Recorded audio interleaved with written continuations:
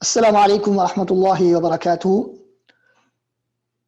إن الحمد لله نحمده ونستعينه ونستغفره ونعوذ بالله من شرور أنفسنا ومن سيئات أعمالنا.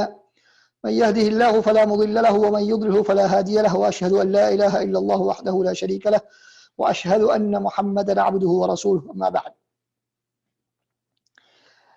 அன்பிற்கும் மதிப்புக்கும் உரிய இஸ்லாமிய சகோதர சகோதரிகளே, நமது இஸ்லாத்தின் அடிப்படைகளை ஆதாரபூர்வமாக புரிந்து கொள்ளுதல் என்ற தலைப்பிலே 3 மாத கற்கை நெறியின் 2வது மாதத்தில் நாம் காடி வைத்திருக்கிறோம். அல்ஹம்துலில்லாஹ். 5வது வகுப்பிலே நாம் அனைவரும் தற்பொழுது சமூகம் அளித்திருக்கின்றோம். அன்புக்குரிய இஸ்லாமிய சகோதர சகோதரிகளே, நாம் முதலாவதாக முஹம்மது ஸல்லல்லாஹு அலைஹி வஸல்லம் அவர்களுடைய இறை தூது உண்மையானது, அவர் அல்லாஹ்வின் உண்மையான ஒரு இறை தூதர் தான் என்பதற்கான சான்றுகளை 2 வகுப்புகளிலே நாம் பார்த்தோம். அந்த சான்றுகள் முஸ்லிம்களுக்கு மாத்திரம் சொல்லப்படத்தக்க சான்றுகள் அல்ல, மாற்றமாக எல்லோருக்கும், முஸ்லிம்கள் காஃபிர்கள், எந்த ஒரு யாருக்கெல்லாம் சிந்திக்கும் ஆற்றல் இருக்கின்றதோ அவர்கள் அனைவருக்கும் பொருத்தமான, அவர்கள் அனைவரிடமும் நாம் முன்வைக்க முடியுமான ஆதாரங்களை நாம் பார்த்தோம். அதனைத் தொடர்ந்து நாம் முஹம்மது ஸல்லல்லாஹு அலைஹி வஸல்லம் அவர்கள் இறை தூதர் என்பதற்கான அடுத்த கட்டமாக அவர்கள் இறை தூது என்பதை தெளிவுபடுத்தக்கூடிய பல சான்றுகளிலே ஒரு சான்றை விரிவாக நாம் பார்த்தோம். ஏற்கனவே முதல் 2 வகுப்புகளிலே நாம் பல சான்றுகளை பார்த்தோம். அதிலே ஒரு சான்றை நாம் குறிப்பிட்டு விட்டு அதனை தனியாக நாம் பார்ப்பதாக சொல்லிவிட்டு, அதுதான் அல் குர்ஆன். இந்த அல் குர்ஆன் என்பது மாத்திரம் நபி அவர்கள் இறை தூதர் என்பதற்கான, உண்மையான இறை தூதர் என்பதற்கான ஒரு விசேஷமான பிரத்யேகமான ஒரு ஆதாரம். அது எப்படி ஆதாரமாக அமைகின்றது என்பதை நாம் தனியாக 2 வகுப்புகளிலே பார்த்தோம். ஏனைய பல சான்றுகளை முதல் 2 வகுப்புகளிலே நாம் பார்த்தோம்.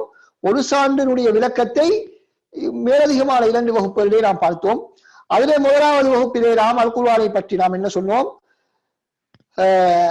நபி அவர்களுடைய வரலாற்றை நாம் பார்க்கும் பொழுது அவர்களுடைய பிறப்பு, இறப்பு, அவர்களுடைய வாழ்க்கை, அவருடைய சமுதாயம், அவருடைய சூழல், அவருடைய கல்வித்தரம், இவற்றின் அடிப்படையில் நாம் நோக்கக்கூடிய நேரத்தில் அல் குர்ஆனை ஒருபோதும் அவர்களால் கொண்டு வந்திருக்க முடியாது, அல்லது வேறொரு மனிதன் மூலமாக அவருக்கு கற்றுக் கொடுக்கப்பட்டிருக்கவும் முடியாது, அல்லது ஜிங்களால் அது கொடுக்கப்பட்டிருக்கவும் முடியாது என்பதற்கான சான்றுகளை நாம் ஒரு வகுப்பிலே பார்த்தோம்.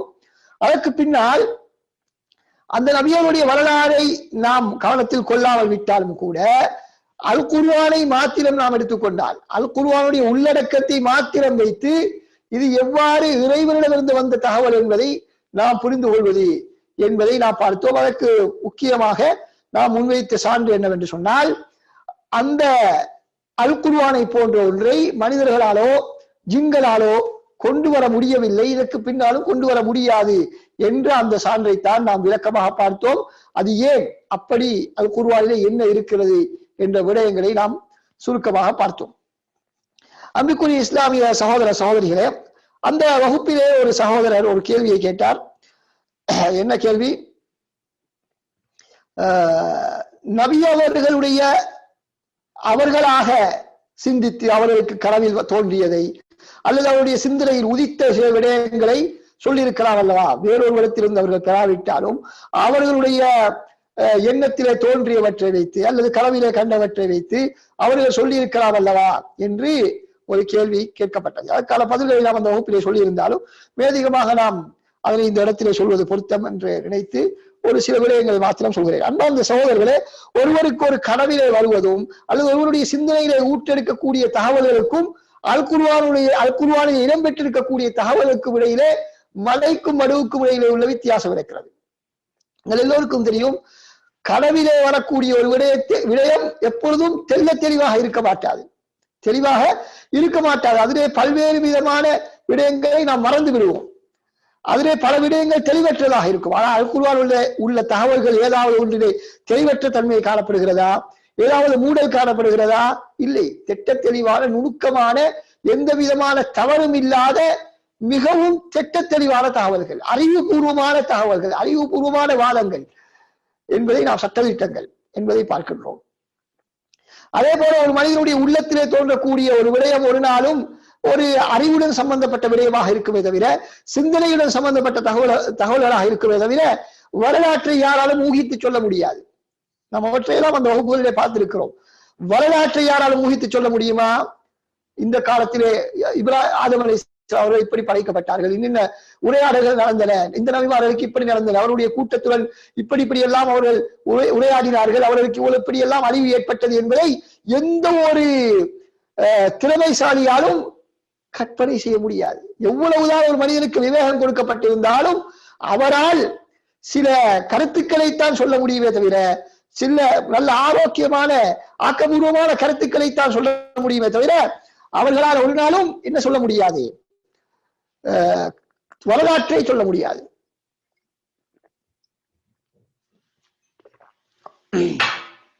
வரலாற்றை சொல்ல வேண்டும் என்று சொன்னால், அந்த வரலாறு நடந்த பொழுது, அந்த சம்பவம் நடந்த பொழுது அந்த இடத்திலே இருந்தவரால் மாத்திரம்தான் அதனை சொல்ல முடியும்.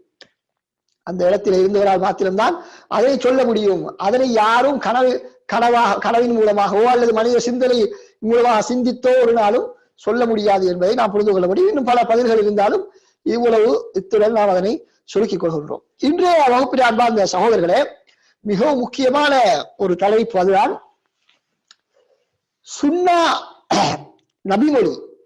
நபிமொழி மார்க்க ஆதாரமா என்ற தலைப்பு.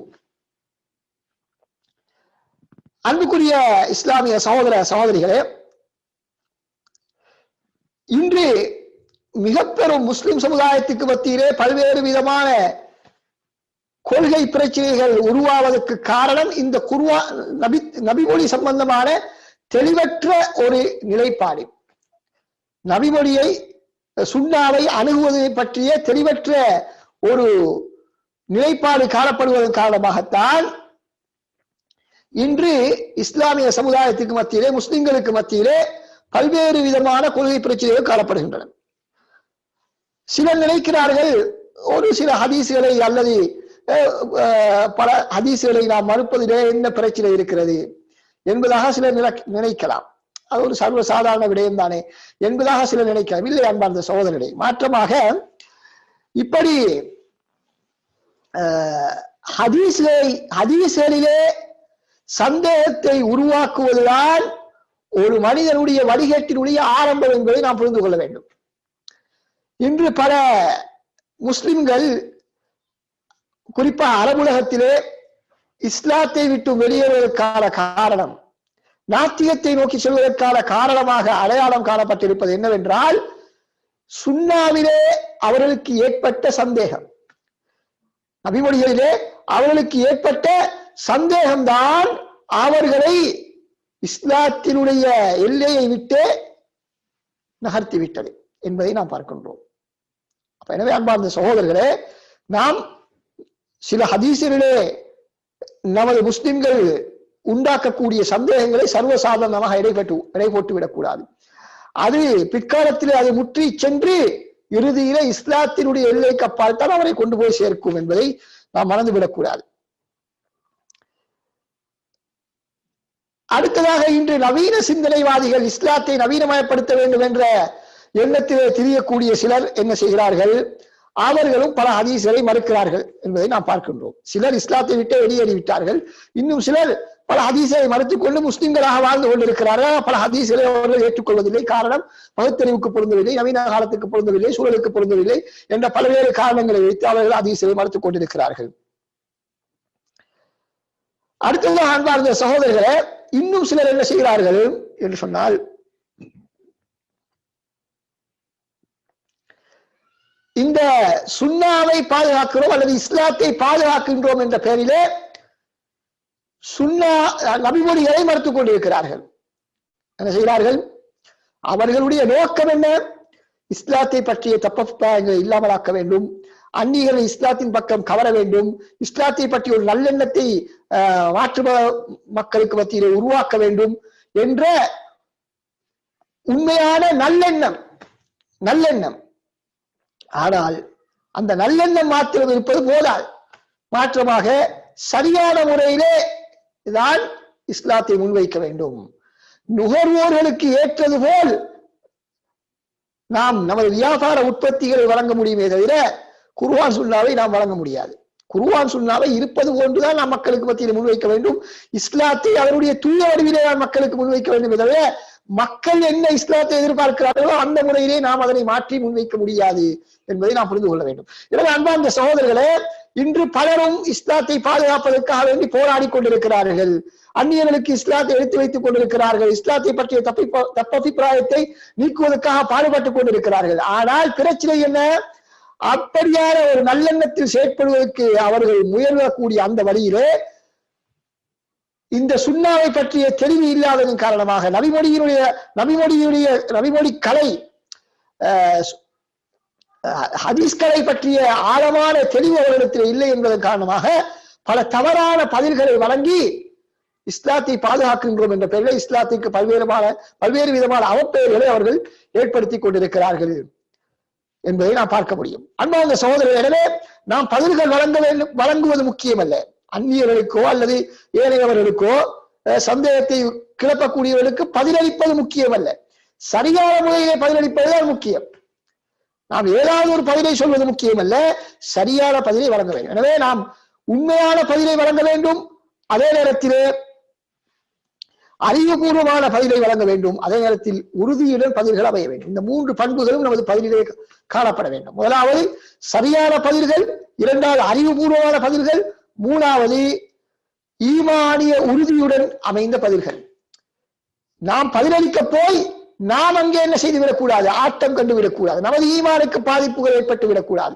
நாம் நபிமொழியை மறுத்து நாம் வழிகேட்டிலே சென்று மற்றவர்களை திருத்துவதற்காக முயற்சி செய்யக்கூடாது என்பதை நாம் புரிந்து கொள்ள வேண்டும். எனவே அன்பார்ந்த சகோதரர்களே, இன்று பலர் பதில் சொல்லக்கூடிய நேரத்தில் அவர்கள் அந்த மேற்குலக சித்தாந்தங்களுடைய மோகத்தின் விளைவாக, மேற்குலக கலாச்சாரம் நாகரிகத்தினுடைய தாக்கத்தின் விளைவினால் அவர்கள் ஒன்றில் ஹதீஸ்களை மறுத்து விடுகிறார்கள், அல்லது ஹதீஸ்களுக்கு தவறான விளக்கங்களை வழங்கி விடுகிறார்கள், அல்லது ஹதீஸ்களை விதிகளையே மாற்றி விடுகிறார்கள். ஹதீஸ்களை விதிகளை பற்றிய தெளிவு இல்லாததன் காரணமாக ஹதீஸ்களை விதிகளையே மாற்றி விடுகிறார்கள். குர்ஆனுக்கு ஓராக இருந்தால் ஹதீஸ்களை எல்லாம் மறுத்துவிட வேண்டும் என்ற அடிப்படையில் சில சித்தாந்தங்களை உருவாக்கி கொண்டு ஹதீஸ்களை விதிகளுக்கு மாற்றமாக பல்வேறு விதமான கருத்துக்களை மக்களுக்கு மத்தியில் முன்வைத்து இதுவரைக்கும் இஸ்லாமிய சமுதாயம், ஒட்டுமொத்த இஸ்லாமிய சமுதாயம் ஏற்றுக்கொண்டிருந்த நபிமொழிகளை எல்லாம் மறுக்கக்கூடிய நிலைமைக்கு சென்றிருப்பதை நாம் பார்க்கின்றோம். அன்பார்ந்த சகோதரர்களே, இவற்றையே நாம் கருத்தில் கொண்டு இப்படியான தவறான சிந்தனைகள், சுன்னாவை பற்றி தவறான சிந்தனைகள் எழுப்பப்படக்கூடிய நேரத்திலே நாம் இந்த தவறான சிந்தனைகளுக்கு ஆட்பட்டு விடாமல், மாட்டிக்கொள்ளாமல், அதிலே சிக்கிக்கொள்ளாமல் நாம் நம்மை எவ்வாறு பாதுகாத்துக் கொள்வதற்கு என்பதைத்தான் இந்த வகுப்பிலே நாம் உங்களுக்கு சொல்ல இருக்கின்றோம். இல்லாவிட்டால் இந்த வகுப்பை நீங்கள் படித்துவிட்டு இந்த வகுப்பிலே சொல்லக்கூடிய தகவல்களை வைத்து இந்த சுன்னாவுக்கு எதிரான பிரச்சாரம் செய்யக்கூடியவர்களுக்கு மறுப்பு வழங்குவதற்கான வகுப்பல்ல என்பதை நீங்கள் புரிந்து கொள்ள வேண்டும். அப்படி மறுப்பு வழங்குவது என்பது அது ஹதீஸ் கலையிலே மிக ஆழமான அறிவை பெற்றவர் பின்னால்தான் மறுப்பு வழங்க முடியும். இது எதற்காக நாம் சொல்கிறோம்? நம்மை நாம் பாதுகாத்துக் கொள்ள வேண்டும் என்பதற்காக. ஹதீஸ் கலையில் யாராவது நமக்கு சந்தேகத்தை உண்டாக்கினால் அந்த சந்தேகத்திலே நாம் மாட்டிக்கொள்ளாமல், அந்த சிக்கலிலே நாம் மாட்டிக்கொள்ளாமல் நாம் நம்மை பாதுகாத்துக் கொள்வதற்கான சில வழிகாட்டுதல்கள் தான் இங்கு வழங்கப்படுகின்றன. தவிர எமது ஈமானையும் நமது சந்ததியினுடைய ஈமானையும் நாம் பாதுகாத்துக் கொள்வதற்கான ஒரு வழிகாட்டலை தவிர மற்றவர்களுடைய விவாதம் செய்வதற்கோ அல்லது அவருடைய கேள்விகளுக்கு பதிலளிப்பதற்கோ நாம் இங்கு சொல்லப்படக்கூடிய விடயங்களை நாம் புரிந்து கொள்ளக்கூடாது என்பதை நாம் கவனத்தில் கொள்ள வேண்டும். அன்பிற்குரிய இஸ்லாமிய சகோதரர்களே, இந்த வகுப்பிலே நாம் பார்க்க இருக்கக்கூடிய முக்கியமான 3 விடயங்கள் இருக்கின்றன. முதலாவது விடயம் என்னவென்று சொன்னால், நபிமொழிகள், சுன்னா என்பது வஹீயின் ஒரு வகை. எல்லா முஸ்லிம்களும் ஏற்றுக்கொண்ட ஒரு விடயம்தான் அல் குர்ஆன், இறைவனிடமிருந்து வழங்கப்பட்ட வஹி, இறை செய்தி, இறைவனால் வழங்கப்பட்ட செய்தி, அதுதான் வஹி. அல் குர்ஆன் என்பதிலே எந்த விதமான மாற்று கருத்தும் இல்லை.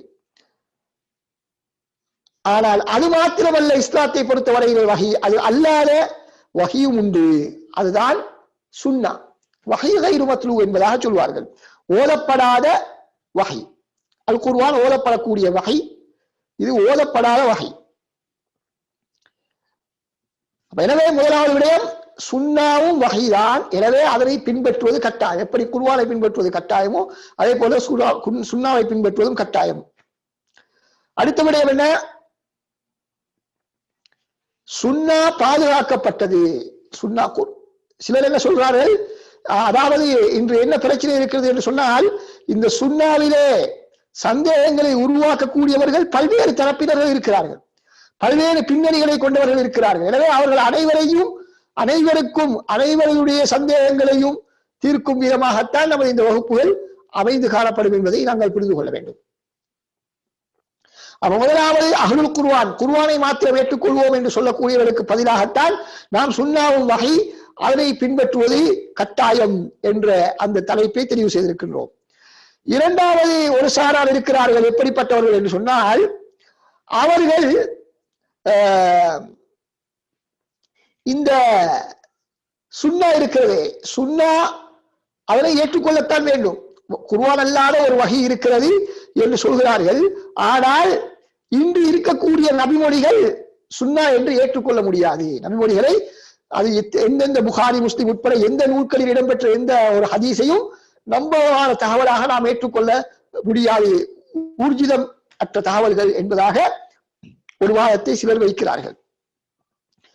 அவர்களுக்கு மறுப்பாகத்தான் நாம் இரண்டாவது தலைப்பு என்ன, சுன்னா பாதுகாக்கப்பட்டுள்ளது, சுன்னா பாதுகாக்கப்பட்டுள்ளது என்ற விடயத்தை நாம் முன்வைக்கின்றோம். மூன்றாவதாக அன்பார்ந்த சகோதரர்களே, ஒரு சாரார் என்ன செய்கிறார்கள், சுன்னா பாதுகாக்கப்பட்ட வழிமுறை தவறானது என்பதாக சொல்கிறார்கள். அறிவுபூர்வமான விதிமுறைகள் குர்ஆன் சுன்னாவை பாதுகாப்பதற்கு பயன்படுத்தப்படவில்லை, எனவே அந்த பாதுகாக்கப்பட்ட முறையிலே கோளாறு இருக்கிறது என்பதாக சொல்கிறார்கள். அவர்களுக்கு பதிலாக நாம் மூணாவது தலைப்பாக இதனை தெரிவு செய்திருக்கிறோம்.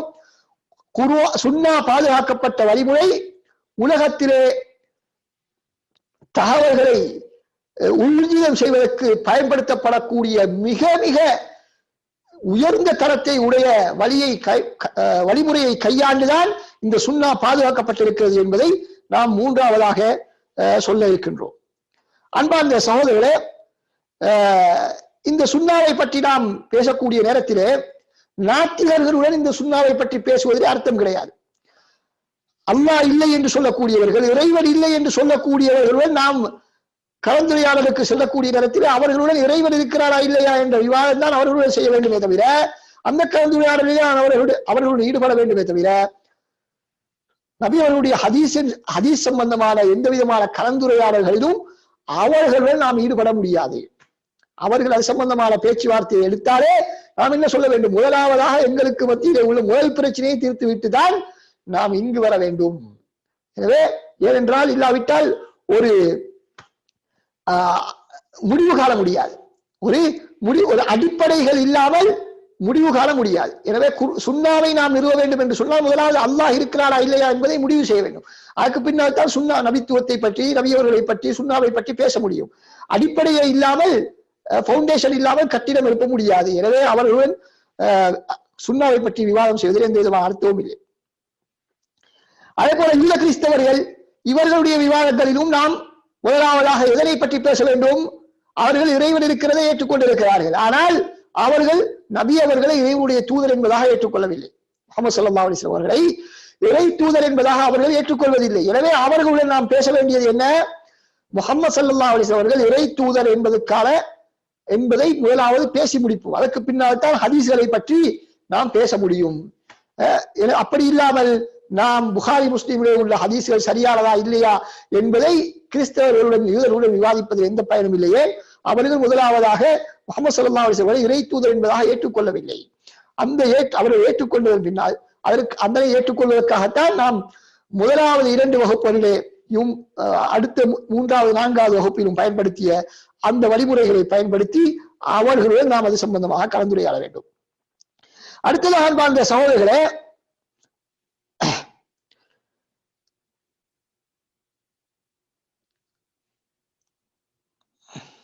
அடுத்த 2 சாராரையும் நாம் உங்களுக்கு ஏற்கனவே சொல்லிவிட்டோம். அதாவது ஒரு சாரார் இருக்கிறார்கள், நபி அவர்கள் எங்களிடத்திலே நேரடியாக வந்து ஒரு கட்டளையிட்டாலும் நாம் பின்பற்றுவது கட்டாயம் இல்லை என்று சொல்லக்கூடியவர்கள். அதாவது அஹ்லுல் குர்ஆன்,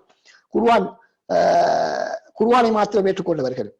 அவர்களுக்கு நாம் என்ன செய்ய வேண்டும்? குர்ஆன் அல்லாத வஹீயும் இருக்கிறது என்பதை நிரூபிக்க வேண்டும்.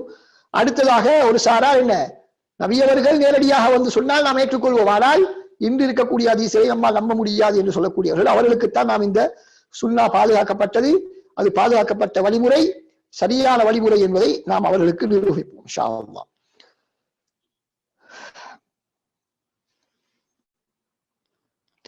அன்பார்ந்த சகோதரர், அடுத்து சுன்னாவை பற்றி பேசக்கூடிய நேரத்திலே மிக முக்கியமாக நாம் புரிந்து கொள்ள வேண்டும், இந்த சுன்னா இல்லாவிட்டால் இஸ்லாமே இல்லை. சுன்னா இல்லாவிட்டால் இஸ்லாத்தை பின்பற்றுவது என்பது சாத்தியமற்ற ஒரு விடயம். அதனால் தான் இந்த அஹ்லுல் குர்ஆன் என்று சொல்லக்கூடியவர்கள், சுன்னாவை ஏற்றுக்கொள்ளாத இந்த குர்ஆனை மாத்திரம் ஏற்றுக்கொள்ளக்கூடியவர்கள் என்று சொல்லக்கூடியவர்கள், அவர்கள் ஆரம்ப காலத்திலே விரல் விட்டு எண்ணக்கூடியவர்கள் தான் இருந்தார்கள். அது சென்ற நூற்றாண்டிலே தான் அவர்கள் உருவாகினார்கள். இந்தியாவிலே, இந்திய கண்டத்திலே தான் அவர்கள் உருவாகினார்கள். அதற்கு முன்னால் இஸ்லாமிய சமுதாயத்தை சுன்னாக்களை மறக்கக்கூடிய, முழு எந்த ஒரு நபிமொழியையும் ஏற்றுக்கொள்ளாத ஒரு சமுதாயம் தோன்றவில்லை. சில ஹதீஸ்களை ஏற்றுக்கொள்ளாதவர்கள் இருந்திருக்கிறார்கள். ஆனால் சுன்னாவையே ஏற்றுக்கொள்ள மாட்டோம், அது வஹி அல்ல என்று சொல்லக்கூடியவர்கள் இருக்கவில்லை. தற்காலத்திலே தான் உருவாகி இருக்கிறார்கள். அன்பார்ந்த சகோதரர்களே, அவர்களுக்கு இப்பொழுது சுன்னாவை எடுக்காவிட்டால் அவர்கள் எப்படி தொழப் போகிறார்கள், எப்படி நோன்பு நோக்கப் போகிறார்கள், எப்படி ஹஜ் செய்ய போகிறார்கள், எப்படி ஜகாத் கொடுக்க போகிறார்கள், எதுவுமே அவர்களால் செய்வது சாத்தியமல்ல.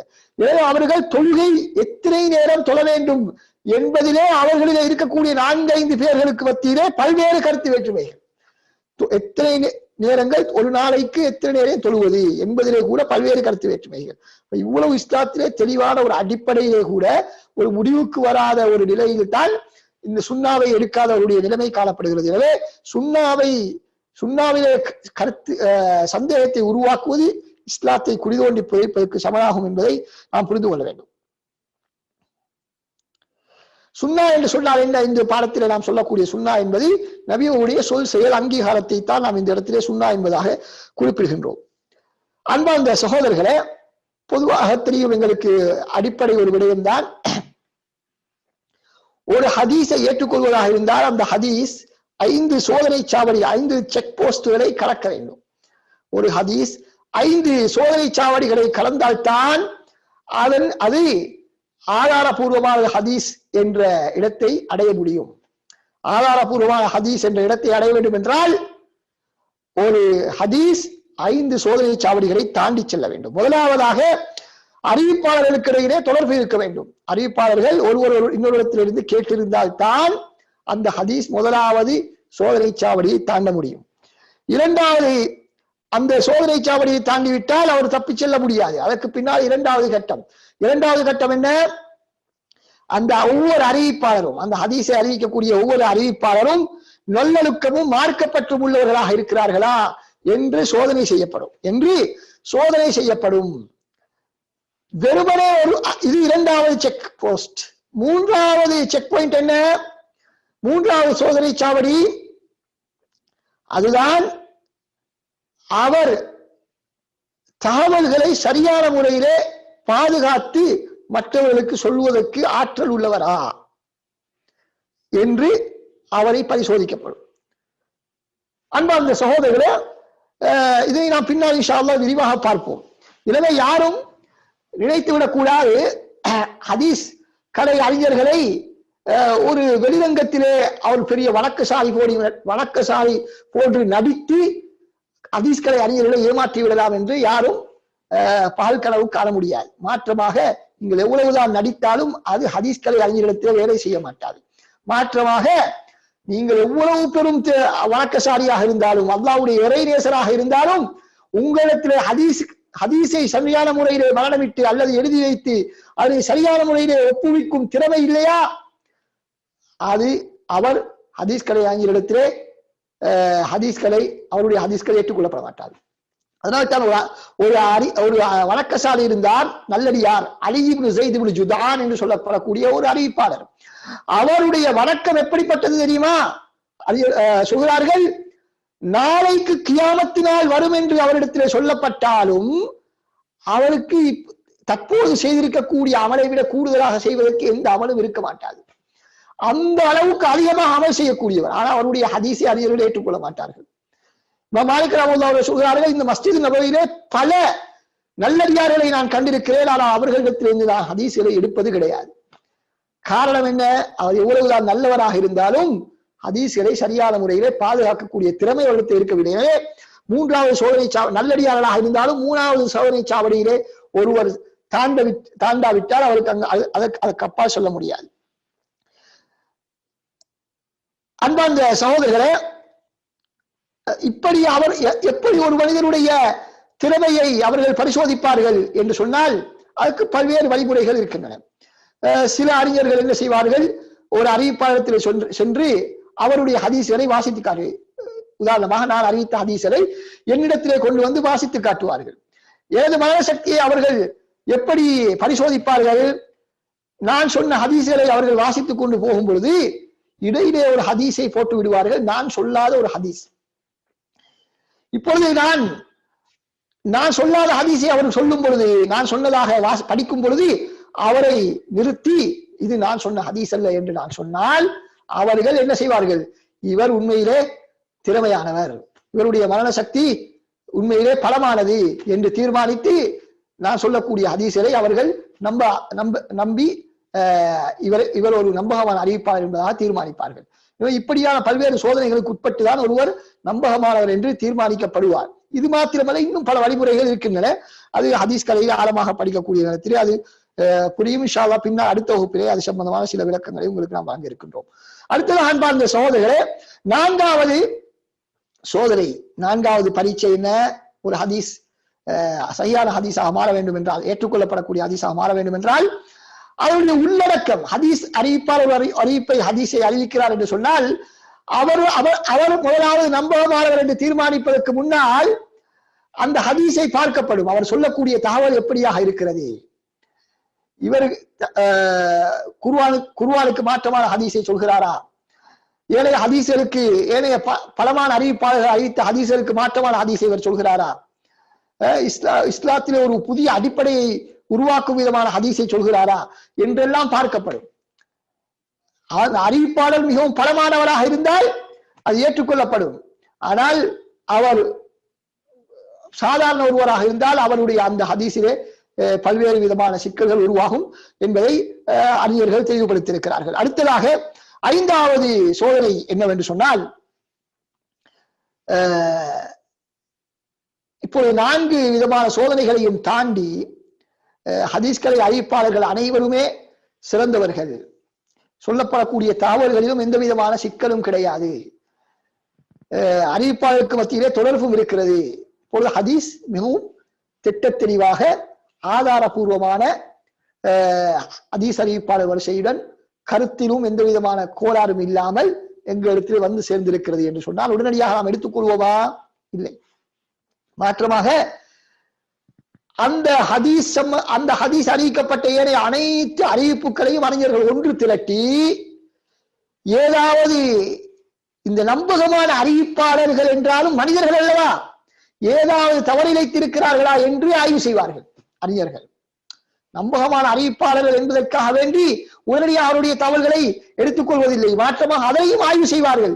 நம்பகமான அறிவிப்பாளர்களாக இருந்தாலும் ஏதாவது கவலையினமாக எங்காவது தவறுகள் விட்டிருக்கிறார்களா என்று ஆய்வு செய்வார்கள். அன்பார்ந்த சகோதரர்களே, அப்படியும் ஆய்வு செய்து அந்த பரீட்சையிலும் என்ன வெற்றி பெற்று விட்டால் தான் அந்த ஹதீஸ் ஏற்றுக்கொள்ளப்பட்ட ஹதீஸாக முடிவு செய்யப்படும். அன்பார்ந்த சகோதரர்களே, இப்படியெல்லாம் முடிவு செய்யப்பட்டுதான் புகாரி முஸ்லிம் போன்ற கிரந்தங்களில், குறிப்பாக புகாரி முஸ்லிம்களில் இடம்பெற்றிருக்கக்கூடிய ஹதீஸ்கள் ஆதாரபூர்வமானவை என்று தீர்மானிக்கப்பட்டிருக்கிறது. இப்படி இருக்கக்கூடிய நேரத்தில் தற்காலத்திலே வந்த ஒருவர் அந்த அந்த 5வது வழிமுறை இருக்கிறது, அதனை எல்லோராலும் அதனை கண்டுபிடிக்க முடியாது. அந்த குறைகளை 5வது பரிசோதனை என்பது நம்பகமான அறிவிப்பாளர்களுடைய ஹதீஸ்களுக்குரிய பரிசோதனை. யாருக்கு? நம்பகமான அறிவிப்பாளருடைய ஹதீஸ்களுக்குரிய பரிசோதனை தான் 5வது பரிசோதனை. அன்பார்ந்த சகோதரர்களே, எனவே ஹதீஸ்களை அறிஞர்கள் அறிவிப்பாளர்கள் உண்மையாளர்களாக இருந்தால் அந்த ஹதீஸ்களை எல்லாம் அப்படியே எழுதி வைத்து விட்டு சென்று விட்டார்கள் என்று நாம் புரிந்து கொள்ளக்கூடாது. மாற்றமாக அனைத்து விதத்திலும் அவற்றை ஆய்வு செய்துதான் அறிஞர்கள் என்ன செய்திருக்கிறார்கள், இந்த ஹதீஸை ஆதாரபூர்வமானது என்பதாக தீர்மானித்திருக்கிறார்கள். இதுதான் ஹதீஸ்களை பற்றிய மிக மிக மிக மிக மிக சுருக்கமான ஒரு அறிமுகம். அன்பார்ந்த சகோதரர்களே, இந்த 5 பரிசோதனைகளும் ஒரு ஹதீஸ் உண்மையிலே நபி அவர்கள் கூறியது என்பதை தீர்மானிப்பதற்கு போதுமானதுதானா என்பதை இன்ஷா அல்லாஹ் அடுத்த வகுப்பிலே நாம் பார்ப்போம். அடுத்த வகுப்பிலே அது எப்படி அது அறிவுபூர்வமான முறை என்பதை இன்ஷா அல்லாஹ் அடுத்த வகுப்பிலே நாம் பார்க்க இருக்கிறோம். ஆனால் இப்போது நாம் என்ன சொல்ல போகிறோம், சுன்னா என்பது வஹியா இல்லையா? சுன்னா வஹியா இருந்தால் எல்லோரும் ஏற்றுக்கொள்ள வேண்டும். வஹி இல்லாவிட்டால் அதிலே மாற்று கருத்துக்கள் ஏற்படுவதற்கு வாய்ப்பு இருக்கிறது. இப்போ வஹி என்பதை நாம் எப்படி நிரூபிப்பது என்பதை நாம் பார்ப்போம். அன்பார்ந்த சகோதரர்களே, எங்களுக்கு தெரியும் நபி ஸல்லல்லாஹு அலைஹி வஸல்லம் அவருடைய சொல் செயல் அங்கீகாரங்களை எடுத்துக்கொண்டால் எங்களுக்கு தெரியும் அதிலே பல விடயங்கள் அல்லாஹ்வினால் சொல்லப்பட்டு நபி அவர்கள் சொன்ன விடயங்கள், அல்லாஹ்வினால் சொல்லப்பட்டு நபி அவர்களின் மூலமாக சொல்லப்பட்ட விடயங்கள், குர்ஆன் அல்லாத வேற விடயங்கள் இருக்கின்றன. அதிலே மாற்று கருத்து கிடையாது. ஆனால் சுன்னா வஹியா இல்லையா என்று பேசக்கூடிய இடத்தில் எங்கு பிரச்சனை வருகிறது என்று சொன்னால், நபி அவர்கள் இஜ்திஹாது செய்து நபி அவர்களாக எடுத்த சில முடிவுகள் இருக்கின்றன. அந்த முடிவுகளை அல்லாஹ் சுப்ஹானஹு வ தஆலா என்ன செய்திருக்கிறார், விமர்சனம் செய்திருக்கிறார். நீங்கள் செய்த தவறு இப்படி செய்திருக்க கூடாது, இப்படித்தான் செய்திருக்க வேண்டும் என்று அல்லாஹ் சுப்ஹானஹு வ தஆலா விமர்சனம் செய்திருக்கிறார். எனவே அந்த அடிப்படையிலே நபி அவர்கள் செய்த சில சொந்த முடிவுகளும் இருக்கலாம் அல்லவா, அது எப்படி வஹியாக மாறலாம் என்று ஒரு கேள்வி சிலருக்கு இருக்கின்றது. அந்த சகோதரர்களே, நபியவர்களுக்கு அல்லாஹ் தஆலா அறிவித்து நமக்கு சொன்ன தகவல்களும் நபிமொழிகளும் வஹிதான். அப்படி அல்லாஹ்வின் மூலமாக நேரடியாக அறிவிக்கப்படாமல் நபியவர்களாக முடிவெடுத்து வழங்கிய தீர்ப்புகளும் வஹிதான் என்பதுதான் சரியான கருத்து. அது எப்படி வஹியாக மாறுகிறது? முதலாவது, நேரடியாக அல்லாஹ்வால் சொல்லப்பட்ட விடயங்களை நபி அவர்கள் நமக்கு சொன்னது. இரண்டாவது, நபி அவர்களாக எடுத்த முடிவை அல்லாஹ் சுப்ஹானஹு வ தஆலா மாற்றாவிட்டால் அது அல்லாஹ்வுடைய அங்கீகாரம் அதற்கு இருக்கிறது. எனவே அல்லாஹ் தஆலா அங்கீகாரம் வழங்கிவிட்டார் என்ற அடிப்படையில் அது வஹியாக மாறுகிறது. அது தவறாக இருந்திருந்தால் அல்லாஹ் தஆலா கண்டித்திருப்பான்.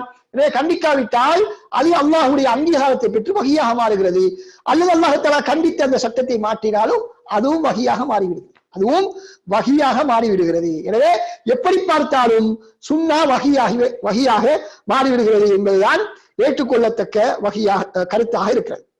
இப்போது சுன்னா வஹி என்பதற்காக ஆதாரங்களை நாம் குர்ஆனிலே இருந்து நாம் பார்ப்போம். முதலாவது சான்று என்னவென்று சொன்னால், அல்லாஹ் சுப்ஹானஹு வ தஆலா சூரத்துல் நஜ்மிலே எப்படி சொல்கிறான், வமா யன்திகு அனில் ஹவா இன் ஹுவ இல்லா வஹ்யுன் யூஹா. நபி அவர்கள் மனோ இச்சையின் பிரகாரம் பேசுவதில்லை, அவரது பேச்சு அறிவிக்கப்படும் வஹி என்று வேறொன்றும் இல்லை. நபி அவர்களுடைய பேச்சு அனைத்துமே அவருடைய இச்சையின் பிரகாரம், மனோ இச்சையின் பிரகாரம் வந்ததல்ல. மாற்றமாக மார்க்கம் சம்பந்தமாக அவர்கள் சொல்லக்கூடிய அனைத்து கருத்துக்களுமே வஹியின் அடிப்படையில் தான் நபி அவர்கள் சொல்கிறார்கள் என்பதை அல் குர்ஆன் சொல்கிறது. அது எப்படி வஹியாகும் என்பதைத்தான் நான் ஏற்கனவே உங்களுக்கு சொல்லி இருக்கிறேன். நபி அவர்களுடைய சொந்த முடிவாக இருந்தாலும் கூட அதை அல்லாஹ் தஆலா அங்கீகரித்து விடுகிறான். எனவே அது வஹியாக மாறிவிடுகிறது. நபி அவர்கள் இந்த வசனத்தில் என்ன அல்லாஹ் தஆலா சொல்கிறான், நபி அவர்கள் மொழி நுத்துக் என்று சொன்னால் மொழிகள், நாவினால் வெளிவரக்கூடிய அனைத்துக்கும் நுத்துக் பேச்சு என்பதாக சொல்லப்படும் அரபியிலே.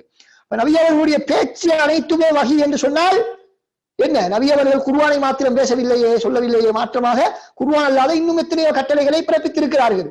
எனவே அவைகளும் என்ன, வஹிதான். நபியவருடைய சொல் அனைத்துமே வஹிதான் என்பதை எங்களுக்கு தெளிவுபடுத்துகிறது. குர்ஆனாக இருந்தாலும் சரி, குர்ஆன் அல்லாத வேறு நபியவருடைய கருத்துக்களாக இருந்தாலும் அதுவும் வஹி என்பதை இந்த வசனம் எங்களுக்கு தெளிவாக சொல்கிறது. எனவே இந்த கருத்தை இது மொழி ரீதியாகவும் அந்த கருத்து பொருந்துகிறது. நுத்துக்கு என்ற வார்த்தையிலே ஹதீஸும் அடங்குகிறது, நபி மொழியும் அடங்கிவிடுகிறது. அதே போல அந்த வசன நடையும் இரண்டையும் உள்ளடக்குகிறது. அடுத்ததாக அறிஞர்கள் பலரும் இந்த கருத்தை ஏற்றுக்கொண்டிருக்கிறார்கள். இப்னு ஹிப்பான், இமாம் பகவி, இமாம் குர்துபி, இமாம் ஷௌகானி, இன்னும் பல அறிஞர்கள் இந்த வசனம் சுன்னாவும் வஹி என்பதற்கான ஆதாரம் என்பதாக அவர்கள் குறிப்பிட்டிருக்கிறார்கள். எனவே அன்பார்ந்த சகோதரரே, இந்த சூரத்துல் நஜ்முடைய இந்த வசனம் சுன்னா வஹி என்பதற்கான ஆதாரம். இரண்டாவது ஆதாரம், அல்லாஹ் தஆலா குர்ஆன் சொல்கிறான் மய்யுதாஇர் ரசூல ஃபகத் அத்தா அல்லாஹ், யார் தூதருக்கு கட்டுப்படுவாரோ அவர் அல்லாஹ்வுக்கு கட்டுப்பட்டு விட்டார் என்பதாக அல் குர்ஆன் சொல்கிறது. எனவே அன்பார்ந்த சகோதரர்களே, நபி அவர்களுக்கு கட்டுப்படுவது அல்லாஹ்வுக்கு கட்டுப்படுவதாக சொல்லப்படுவதிலிருந்து நபி அவர்களுடைய அனைத்து சொல் செயல் அங்கீகாரமும் வஹி என்பதை நம்மால் மிக இலகுவாக புரிந்து கொள்ள முடிகிறது. இல்லாவிட்டால் அல்லாஹ்வுக்கு கட்டுப்பட்டதாக அது அமைய முடியாது. வஹி இல்லாவிட்டால் நபி அவர்களுக்கு கட்டுப்படுவது அல்லாஹ்வுக்கு கட்டுப்படுவதாக இருக்க முடியாது என்பதை நாம் புரிந்து கொள்ள வேண்டும். மூன்றாவதாக அல்லாஹ் சுப்ஹானஹு வ தஆலா நபி அவர்களை பார்த்து என்ன சொல்கிறான்? இத்தபி மா உன்ஸில இலைக மின் ரப்பிக், உங்கள் இறைவனிடத்திலிருந்து உங்களுக்கு அருளப்பட்டதை நீங்கள் பின்பற்றுங்கள் என்று சொல்கிறான். இன்னொரு வசனத்திலே நபி அவர்கள் சொல்கிறார்கள் இன்னத்தபி இல்லா மா யூஹா இலை, எனக்கு வஹியாக சொல்லப்படுவதைத்தான் நான் பின்பற்றுகிறேன், எனக்கு வஹியாக சொல்லப்படுவதைத்தான் நான் பின்பற்றுகிறேன். இதிலிருந்து நாம் என்ன புரிந்து கொள்கின்றோம்? நபி அவர்களுடைய அனைத்து சொல் செயல் அங்கீகாரம் அனைத்தும் இந்த வஹியை பின்பற்றுவதிலே அடங்கக்கூடியது. அப்ப எனவே நபி அவருடைய செயல்களாக இருந்தாலும் சொல்லாக இருந்தாலும் அங்கீகாரமாக இருந்தாலும் அவைகள் இந்த வஹியிலே உள்ளடங்கி வருகிறது. ஏன் நபி அவர்கள் சொல்கிறார்கள், அல் குர்ஆன் அல்லாஹ் தஆலா சொல்லி காட்டுகிறார், நபியே சொல்லுங்கள் இன் அத்தபிஉ இல்லா மா யூஹா இலை, எனக்கு வஹியாக அறிவிக்கப்படுவதைத்தான் நான் பின்பற்றிக் கொண்டிருக்கிறேன். எனவே நபி அவருடைய அனைத்து விடயங்களும் வஹியிலே உள்ளடங்குகிறது என்பதை இந்த வசனம் எங்களுக்கு தெளிவாக சொல்கிறது. நான்காவது ஆதாரத்தை பாருங்கள். அல்லாஹ் தஆலா குர்ஆனில் சொல்கிறான், நபியே லா துஹர்ரிக் பிஹி லிசானக லிதஅஜல பிஹி, வஹி அருளப்படும் பொழுது நீங்கள் அவசரமாக அதனை மனநமிட்டுக் கொள்ள வேண்டும் என்பதற்காக வேண்டி உங்கள் நாவை அசைக்க வேண்டாம். மாற்றமாக ஃபைதா கரஅனாஹு ஃபத்தபி குர்ஆன, நாம் ஓதி காட்டியதன் பின்னால் நீங்கள் அதனை தொடர்ந்து ஓதுங்கள், அதற்கு பின்னால் அதனை தெளிவுபடுத்தும் பொறுப்பு எம்மை சார்ந்ததாகும் என்பதாக அல்லாஹ் தஆலா சொல்கிறார். அப்ப இந்த தெளிவுபடுத்தும் பொறுப்பு என்பது விளக்கம் என்ன என்பதை சொல்லும் பொழுது இப்னு அப்பாஸ் ரலியல்லாஹு அன்ஹு சொல்கிறார்கள், அதுதான் தொழுகை நோன்பு போன்ற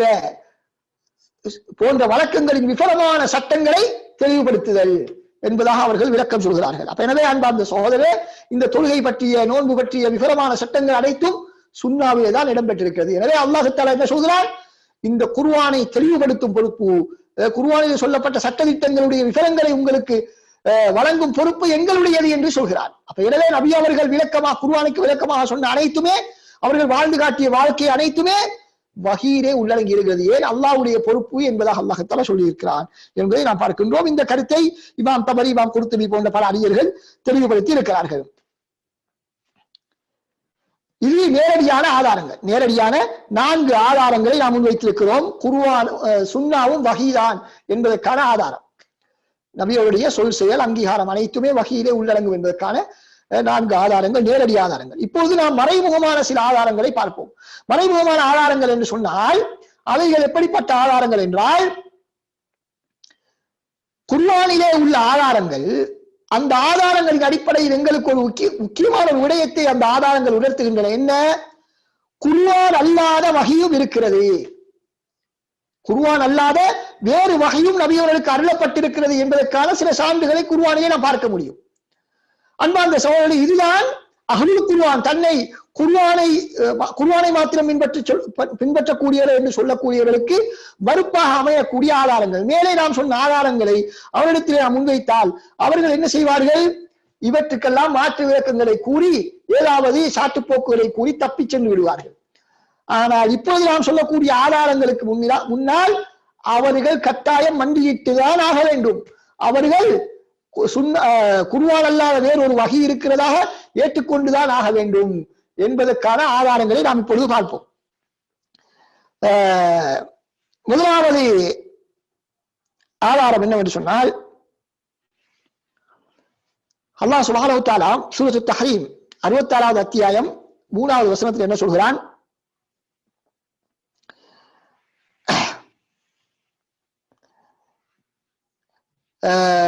நபி ஸல்லல்லாஹு அலைஹி வஸல்லம் மனைவிகளுக்கு மத்தியில் நடைபெற்ற ஒரு விடயம். அதாவது நபி அவர்கள் ஹப்ஸா ரலியல்லாஹு அன்ஹா அவர்களுக்கு ஒரு ரகசியத்தை சொல்கிறார்கள். அந்த ரகசியத்தை ஹப்ஸா ரலியல்லாஹு அன்ஹா அவர்கள் ஆயிஷா ரலியல்லாஹு அன்ஹா அவர்களுக்கு கூறிவிட்டார்கள். நபி அவர்கள் யாருக்குமே சொல்லக்கூடாது என்று சொன்ன ஒரு ரகசியத்தை ஹப்ஸா ரலியல்லாஹு அன்ஹா ஆயிஷா ரலியல்லாஹு அவர்களுக்கு அறிவித்து விட்டார்கள். இப்பொழுது ஹப்ஸா ரலியல்லாஹு அவர்கள் கேட்டார்கள், ரசூலுல்லாஹி ஸல்லல்லாஹு அலைஹி வஸல்லம் அவர்கள், ஏன் இந்த ரகசியத்தை நீங்கள் சொன்னீர்கள், ஏன் இந்த ரகசியத்தை நீங்கள் மற்றவர்களுக்கு சொன்னீர்கள் என்பதாக கேட்கிறார்கள். அப்பொழுது அந்த ஹப்ஸா ரலியல்லாஹு அன்ஹா கேட்கிறார்கள், மன் அம்பஅக ஹாதா, உங்களுக்கு இந்த ரகசியத்தை நான் மற்றவர்களுக்கு சொன்னேன் என்று உங்களுக்கு யார் சொன்னது என்று ஹப்ஸா ரலியல்லாஹு அன்ஹா கேட்பதை அல்லாஹ் தஆலா குர்ஆனிலே சொல்கிறார். மன் அம்பஅக ஹாதா என்று கேட்கிறார்கள் ஹப்ஸா ரலியல்லாஹு அன்ஹா. அதற்கு பதிலாக அல்லாஹ் தஆலா என்ன சொல்கிறான், நப்பஅனியல் அலீமுல் ஹபீர், நபி அவர்கள் சொன்னார்கள், அல்லாஹ் தஆலா எனக்கு அறிவித்து தந்து விட்டார். அப்படி என்றால் உங்களுடைய மனைவி ஹப்ஸா ரலியல்லாஹு அன்ஹா நீங்கள் கூறிய ரகசியத்தை ஆயிஷா ரலியல்லாஹு அவர்களுக்கு அறிவித்து விட்டார்கள் என்று அல்லாஹ் தஆலா நபி அவர்களுக்கு வஹி அறிவித்தார். அதைத்தான் இந்த வசனம் சொல்கிறது. இப்படி ஒரு வஹி அறிவித்ததாக இந்த வசனம் சொல்கிறது. இப்ப அந்த வஹி எங்கே? அல்லாஹ் தஆலா நபி அவர்களுக்கு சொன்ன அந்த வஹி எங்கே? உங்களுடைய மனைவி ஆயிஷா நாயகியிடம் உங்களுடைய ரகசியத்தை சொல்லிக் கொடுத்து விட்டார் என்று சொன்ன அந்த வஹி குர்ஆனிலே எங்கும் கிடையாது. அப்படி என்றால் அந்த வஹி எங்கே? அதுதான் சுன்னா. அதுதான் குர்ஆன் அல்லாத வஹியும் இருப்பதற்கான ஒரு தெளிவான ஆதாரம் என்பதை இந்த வசனம் எங்களுக்கு தெளிவாக சொல்கிறது.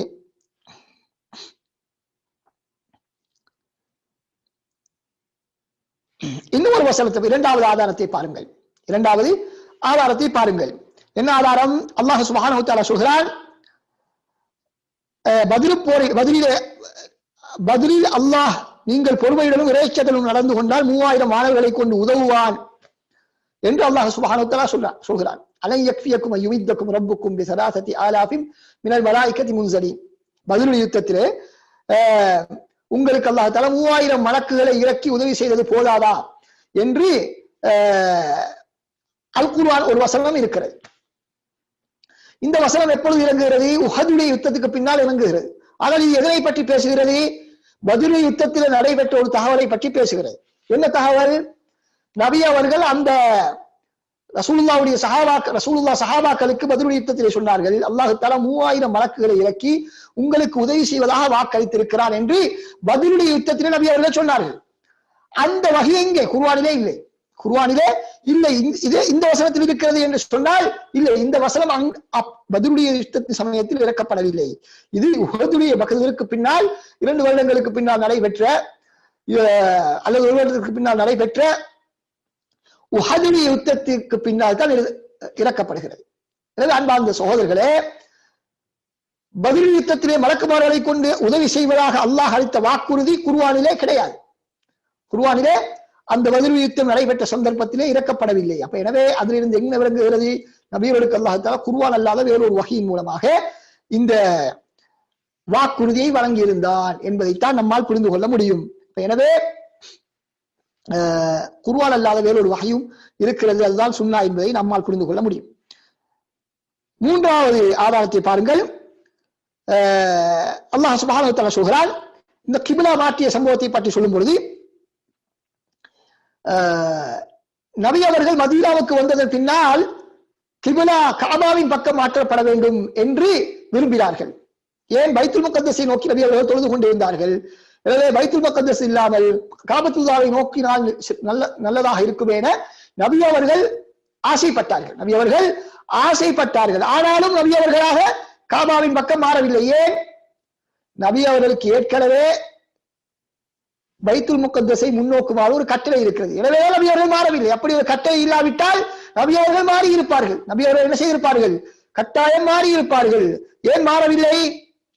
அல்லாஹ்வுடைய ஒரு கட்டளை வரும் வரை எதிர்பார்த்திருக்கிறார்கள். ஆரம்பத்திலே பைத்துல் முகத்தஸை நோக்கி தொழுமாறி கட்டளையிடப்பட்டிருந்தது. அந்த கட்டளையை மாற்றி காபத்துல்லாவை நோக்கி தொழுமாறி கட்டளை வர வேண்டும். அப்பொழுதுதான் மாற முடியும்.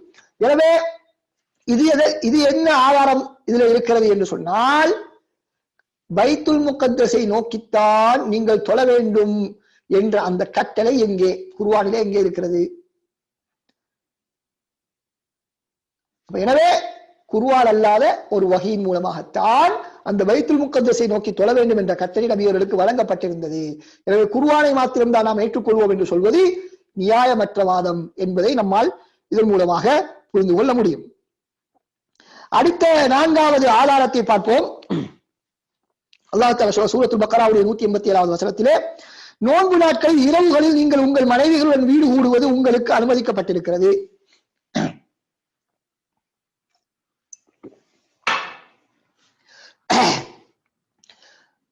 அதாவது நோன்பு காலத்திலே, ரமதானுடைய காலத்திலே நோன்பு திறந்ததன் பின்னால் உங்களுக்கு என்ன செய்யலாம்? அடுத்த நாள் நோன்பு நோக்கும் வரைக்கும் உங்களுடைய மனைவிமாருடன் உறவு கொள்வதில் இந்த தவறும் கிடையாது, அனுமதிக்கப்பட்ட விடயம் என்று அல்லாஹ் தஆலா சொல்கிறார். ஏன் அப்படி சொல்கிறான்? ஏற்கனவே ஹராமாக்கப்பட்டிருந்தது. ஏற்கனவே ஹராமாக்கப்பட்டிருந்ததன் காரணமாகத்தான் அல்லாஹ் தஆலா என்ன சொல்கிறான்? இப்பொழுது ஹலாலாக்கப்பட்டிருக்கிறது என்பதாக சொல்கிறான். இப்பொழுது கேள்வி என்ன? ஏற்கனவே ஹராமாக்கிய அந்த கட்டளை எங்கே? ஏற்கனவே அல்லாஹ் தஆலா ஹராமாக்கிய அந்த கட்டளை எங்கே? குர்ஆனில் எங்கும் கிடையாது. அப்படி என்றால் குர்ஆன் அல்லாத ஒரு வஹீயின் மூலமாக அல்லாஹ்வுடைய கட்டளை வந்திருந்தது. தற்பொழுது குர்ஆன் என்ற வஹீயின் மூலமாக அந்த கட்டளை நீக்கப்படுகிறது என்பதை நம்மால் இலகுவாக புரிந்து கொள்ள முடியும்.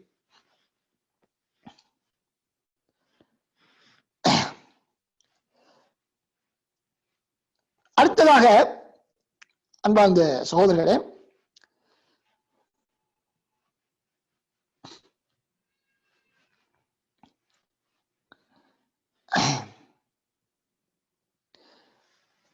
இவைகள் எல்லாம் இப்பொழுது நாம் கூறிய ஆதாரங்கள் குர்ஆனை ஏற்றுக்கொண்டு வஹி ஏனைய ஹதீஸை நாம் எடுக்க மாட்டோம் என்று சொல்லக்கூடிய அந்த அஹ்லு குர்ஆனுக்கு மறுப்பாக அல் குர்ஆனில் இருந்து நாம் வழங்கக்கூடிய ஆதாரங்கள். இந்த ஆதாரங்கள் குர்ஆனை மாத்திரம்தான் ஏற்றுக்கொள்வோம் என்று சொல்லக்கூடிய அந்த சாராருக்கு பொருத்தமான ஆதாரங்கள். இப்பொழுது நாம் பார்ப்போம். சிலர் இருக்கிறார்கள், எங்களுக்கு தெரியும் குர்ஆன் ஹதீஸ் ஆதாரம் தான், ஹதீஸ் மார்க்க ஆதாரம் தான் என்று ஏற்றுக்கொண்டாலும் அதிலே பல்வேறு விதமான சில புதிய சித்தாந்தங்களை உருவாக்கி கொண்டு பல ஹதீஸ்களை நடைமுறைப்படுத்தாமல் இருப்பதற்கான சில சட்டங்களை அவர்கள் வகுத்திருக்கிறார். அதாவது சிலர் வழி செய்திகளின் மூலமாக சில அறிவிப்பாளர் வரிசையின் மூலமாக வரக்கூடிய ஹதீஸ்களை அக்கீதாவிலே நாம் எடுக்க மாட்டோம். பலர் வழி செய்திகளை மாத்திரம்தான் அக்கீதாவிலே நாம் எடுப்போம். அதே போல சட்டவாக்க சுன்னா, சட்டவாக்கமில்லாத சுன்னா என்று ஹதீஸ்களை பிரித்து நாம் ஹதீஸ்களை நாம் தற்காலத்தில் உள்ள பொருளாதார துறையிலோ அல்லது அரசியல் துறையிலோ நாம் எடுக்க மாட்டோம். அது நபி அவர்கள் அந்த காலத்திலே அவர்கள் ஒரு நீதிபதி என்ற வகையிலே தான் அந்த தீர்ப்புகளை வழங்கினார்கள். எல்லோருக்கும் கட்டாயமான கட்டளையாக இருக்கவில்லை என்றெல்லாம் பல்வேறு விதமான புதிய நவீன சித்தாந்தங்களை உருவாக்கி வைத்துக் கொண்டு ஹதீஸ்கள் அனைத்தையும் பின்பற்றாமல் ஹதீஸ்களில் சிலரை மாத்திரம் எடுப்பது, சிலரை மற்றவற்றை புறக்கணிப்பது என்பது போன்ற ஒரு சிந்தனையிலே சிலர் இருக்கிறார்கள். இவர்களுக்கு நாம் சொல்லக்கூடிய மறுப்பு தான் சுன்னாவிலிருந்து மறுப்பு. என்ன மறுப்பு? சுன்னாவிலே பல ஆதாரங்கள் இருக்கின்றன. நபி அவர்களுடைய அனைத்து நபிமொழிகளும் கட்டாயம் ஏற்று பின்பற்றத்தக்கவைகள் தான் என்பதற்கான ஆதாரங்கள். அதிலே ஒரு ஆதாரம் தான் நபி ஸல்லல்லாஹு அலைஹி வஸல்லம் சொல்கிறார்கள், அபூ தாவூத், திர்மிதி, இப்னு மாஜா போன்ற பல ஹதீஸ் கிரந்தங்களில் பதிவு செய்யப்பட்டிருக்கிறது, நான் குர்ஆனை போன்ற ஒன்றையும் வழங்கப்பட்டிருக்கிறேன். ரசூலுல்லாஹ் தடை செய்ததும் அல்லாஹ் தடை செய்தது போன்றுதான் என்று ரசூல் ஸல்லல்லாஹு அலைஹி வஸல்லம் சொல்கிறார்கள். எனவே இதன் மூலமாக குர்ஆனை எப்படி நாம் பின்பற்ற வேண்டுமோ ஹதீஸ்களையும் அவ்வாறே முழுமையாக நாம் பின்பற்றி நடக்க வேண்டும். அதுவும் வஹீதான் என்பதற்கு இது தெளிவான ஆதாரமாக இருக்கிறது. அதே போல ரசூல் ஸல்லல்லாஹு அலைஹி வஸல்லம் ஹதீஸிலே சொல்கிறார்கள், புகாரி முஸ்லிமில் வரக்கூடிய ஹதீஸ், ஊஹிய இலைய அன்னக்கும் துஃப்தனூன ஃபீ குபூரிக்கும், நீங்கள் கபரிலே கேள்வி கணக்கு கேட்கப்படுவீர்கள், கபரிலே கேள்வி கணக்கு கேட்கப்படுவீர்கள் என்று எனக்கு வஹி அருளப்பட்டிருக்கிறது என்று ரசூலுல்லாஹ் சொல்கிறார்கள். அப்படி வஹி ஒன்று இருக்கிறதா குர்ஆனிலே? கபரிலே கேள்வி கேட்கப்படும் என்று இருக்கிறதா? இல்லை. அப்படி என்றால் எங்கே? சுன்னாவிலே தான் இருக்கிறது. அப்ப சுன்னா வஹி என்பதற்கு இந்த ஹதீஸ் ஆதாரம். நபி அவர்களே சொல்கிறார்கள், எனக்கு வஹி அருளப்பட்டது என்று நபி அவர்கள் சொல்கிறார்கள். ஹதீஸை குறித்து தான் நபி அவர்கள் இப்படி வஹி அருளப்பட்டதை சொல்கிறார்கள். அந்த கபரிலே கேள்வி கணக்கு கேட்கப்படும் என்பது குர்ஆனிலே இல்லை. எனவே ஹதீஸிலே தான் அது இருக்கிறது என்பதை நாம் பார்க்கிறோம்.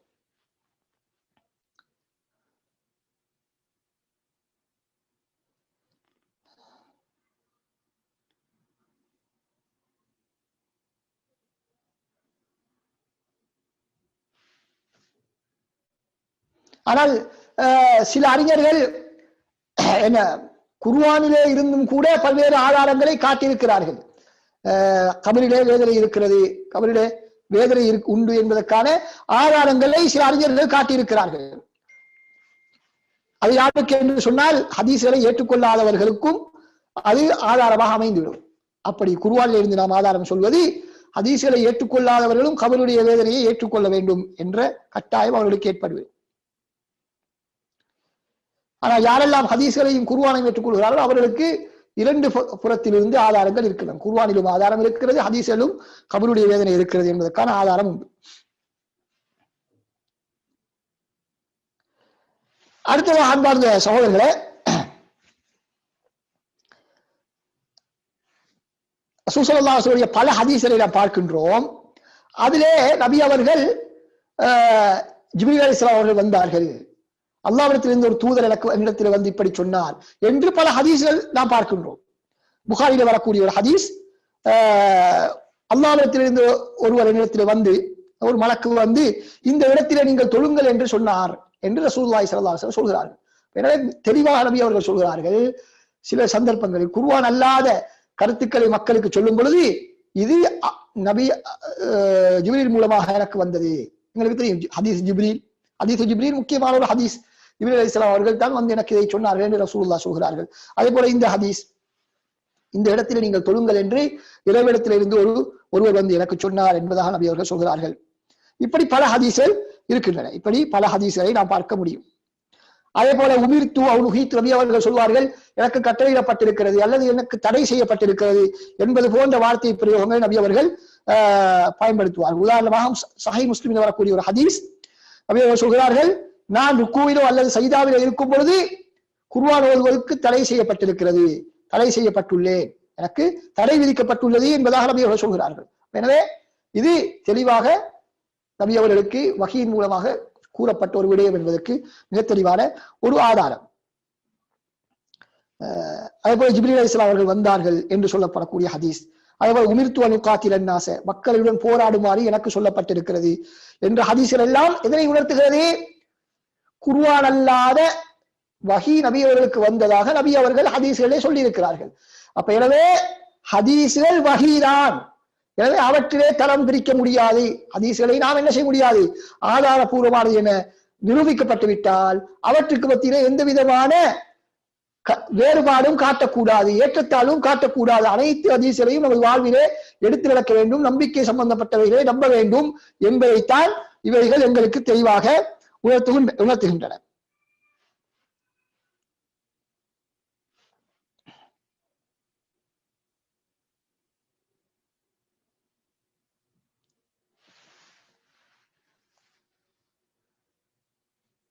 அதே போல அடுத்த ஏனைய ஆதாரங்களை நாம் பார்த்தால் இவைகள் நேரடியாக ஹதீஸில இருந்து ஹதீஸ்களும் சுன்னாவும் வஹீதான் என்பதற்கான ஆதாரங்களை தான் இப்பொழுது நான் உங்களுக்கு சொன்னேன். இப்படி ஒரு மலக்கு அந்த இடத்துல சொன்னார், ஜிப்ரீல் அலைஹிஸ்ஸலாம் அவர்கள் வந்து சொன்னார், எனக்கு கட்டளையிடப்பட்டிருக்கிறது, எனக்கு தடை செய்யப்பட்டிருக்கிறது என்று இந்த வார்த்தை பிரயோகங்கள் எல்லாம் ஹதீஸும் வஹீ என்பதற்கான ஹதீஸ் மூலமான ஆதாரங்கள். அடுத்ததாக நாம் பார்க்கிறோம், ரசூல் ஸல்லல்லாஹு அலைஹி வஸல்லம் அவர்கள் சில விடயங்களை செய்துவிட்டு, இதை நீங்கள் என்னிடத்திலிருந்து கற்றுக்கொள்ளுங்கள், ஹஜ்ஜுடைய வழக்கத்தை செய்துவிட்டு ஹுது அன்னி மனாசிக்கக்கும், உங்களுடைய ஹஜ் கிரியைகளை என்னிடத்திலிருந்து நீங்கள் கற்றுக்கொள்ளுங்கள் என்பதாக சொன்னார்கள். தொழுதுவிட்டு ரசூலுல்லாஹ் என்னை போன்று நீங்கள் தொழுங்கள் என்பதாக சொன்னார்கள். அப்ப இவை அனைத்து எதனை எங்களுக்கு சொல்லி காட்டுகிறது? நபி அவர்களை பின்பற்றுவது கட்டாயம், சுன்னாவை எடுத்து நடப்பது கட்டாயம் என்பதை எங்களுக்கு மிக தெளிவாக உணர்த்தி கொண்டிருக்கிறது. அதே போல நபி ஸல்லல்லாஹு அலைஹி வஸல்லம் அற்புதங்கள், அதே போல நபி ஸல்லல்லாஹு அலைஹி வஸல்லம் அவர்கள் சொன்ன மறைமுகமான செய்திகள், மறைமுகமான கைப் சம்பந்தப்பட்ட மறைவான செய்திகள், இவைகள் எல்லாம் நபி அவர்களுக்கு சொல்லப்படுவது வஹீதான். நபி அவர்கள் சொல்லக்கூடிய விடயம் வஹீதான் என்பதற்கு ஆதாரம். நபி அவர்கள் நிகழ்த்தக்கூடிய அற்புதங்கள் இருக்கிறது, இவைகள் மூலமாக நாம் எதனை புரிந்துகிறோம்? அது வஹீ மூலமாக நடைபெறக்கூடிய ஒரு விடயம். ஏன் மனிதனால் அது செய்ய முடியாது? அப்படி என்றால் அல்லாஹ்வின் மூலமாகத்தான் அந்த அற்புதம் நிகழ்த்தப்பட்டிருக்க வேண்டும். எனவே அது வஹீ, நபியருடைய அந்த செயற்பாடு வஹீ. அதே போல நபி அவர்கள் சொல்லக்கூடிய மறைவான தகவல்கள், மனிதனுடைய புலன்களுக்கு அப்பாற்பட்ட தகவல்கள், அவைகள் மனிதனால் சொல்ல முடியாதவை. அப்ப எனவே அது வஹியாகத்தான் இருக்க வேண்டும். வஹியாகத்தான் நபி அவர்கள் சிந்தித்து சொல்ல முடியாது, அது வஹிதான். எனவே நபி அவர்கள் சொன்ன அந்த மறைமுகமான தகவல்கள், அவர்களுக்கு இடம்பெற்ற அற்புதங்கள், இவைகள் அனைத்துமே நபி அவர்களுடைய பொன்மொழிகள், நபிமொழிகள் வஹீதான் என்பதற்கான மறைமுகமான ஆதாரங்களாக இருந்து கொண்டிருக்கின்றன. நபி அவர்கள் சொன்ன எத்தனையோ அற்புதங்கள், மறைவான நிகழ்வுகள், எதிர்கால நிகழ்வுகள் சம்பந்தமான நபி அவர்கள் எத்தனையோ எதிர்வு கூறல்கள் அவர்களுடைய காலத்தில் நடந்த, அவர்களுக்கு பின்னால் சஹாபாக்களுடைய காலத்தில் அல்லது தற்போது நடந்து கொண்டிருக்கின்றன என்பது நபி அவர்களுடைய ஹதீஸ்கள் வஹி என்பதற்கான முக்கியமான ஆதாரங்களில் ஒன்று. நபி அவர்களுடைய எதிர்வு கூறல்கள் ஹதீஸ்கள் வஹி என்பதற்கான ஆதாரங்களில் மிக முக்கியமான ஒன்று என்பதை நாம் புரிந்து கொள்ள வேண்டும்.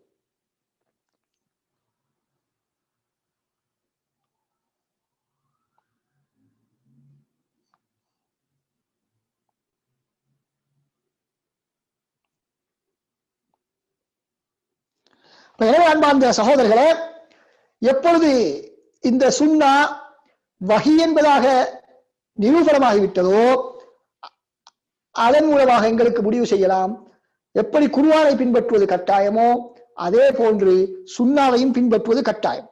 அதைத்தான் அல்லாஹ் தஆலா குர்ஆன் சூரத் அன்ஃபால் என்ன சொல்கிறான், யா அய்யுஹல்லதீன ஆமனூ அத்தீஉல்லாஹ வ ரசூலஹு, நீங்கள் அல்லாஹ்வுக்கும் கட்டுப்படுங்கள், அவருடைய தூதருக்கும் கட்டுப்படுங்கள். வமா ஆதாகுமுர் ரசூலு ஃபஹுதூஹு வமா நஹாகும் அன்ஹு ஃபன்தஹு, நபி அவர்கள் கொண்டு வந்ததை நீங்கள் எடுத்து நடவுங்கள், அவர்கள் தடை செய்ததை நீங்கள் விட்டு விடுங்கள்.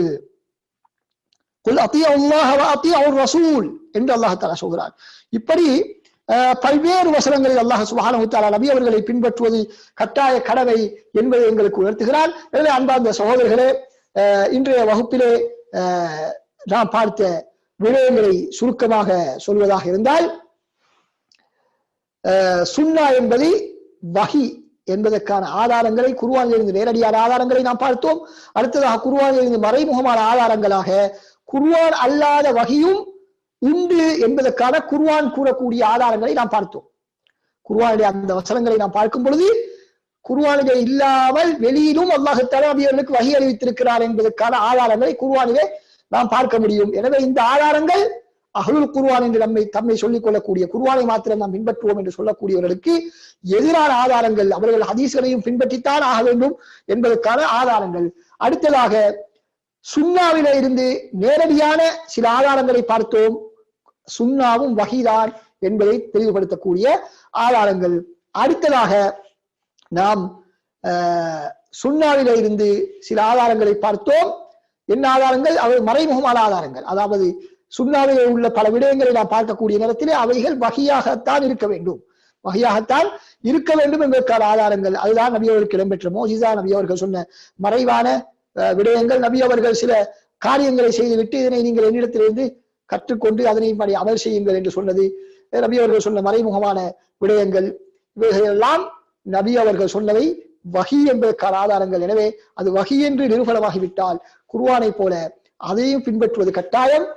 இதைத்தான் அல்லாஹ் தஆலா குர்ஆனிலே பல இடங்களில் நீங்கள் நபி அவர்கள் சொன்னதை அவர்களுக்கு கட்டுப்படுங்கள், அவர்கள் சொன்னதை எடுத்துக்கொள்ளுங்கள், தடை செய்ய தவிர்த்து கொள்ளுங்கள் என்று அல்லாஹ் சுப்ஹானஹு வ தஆலா சொல்கிறான். எனவே அன்பார்ந்த சகோதரர்களே, இன்ஷா அல்லாஹ் அடுத்த வகுப்பிலேதான் மிக முக்கியமான சில விடயங்களை நாம் பார்க்க இருக்கின்றோம். அதாவது இந்த சுன்னா வஹி என்பதெல்லாம் ஓகே, அதிலே எங்களுக்கு எந்த விதமான மாற்று கருத்தும் கிடையாது.